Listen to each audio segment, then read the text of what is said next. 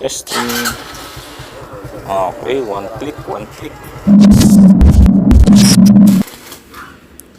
Alright mga master, welcome back again sa ating channel, Master Jelon. So for today's video mga master, ipe-flex ko lang itong battery natin. No?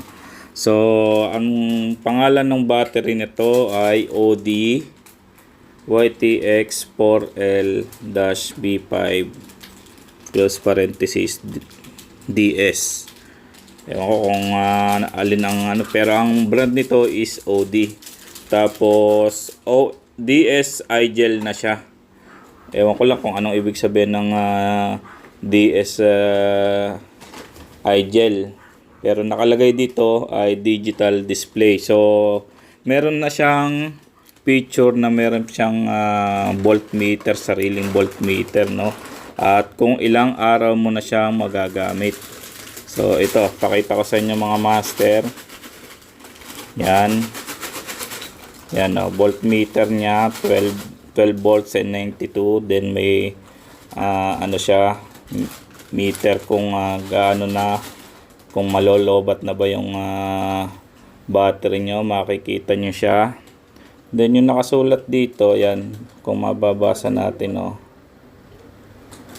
Check natin, ayaw mag-focus. So i-zoom na lang natin mga master kung ayaw mag-focus. Yan, may auto alarm, may date recorder, test capacity, at may volt monitor. Tapos yung iba nakasulat, do not discharge before installation. Tapos may patent product na rin siya. Yon.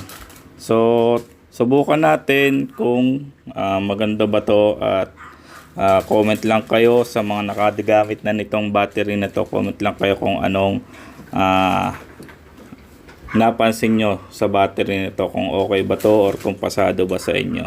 At nasa comment section kung saan nyo mabibili mga master. So yan mga master, naikabit na natin. Testing na natin.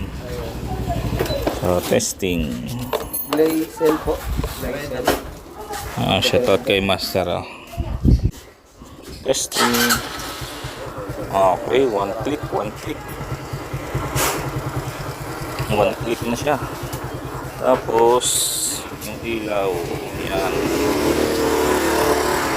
So ayun mga master, nasa comment section ang link kung saan nyo mabibili ang battery na to. Let's go!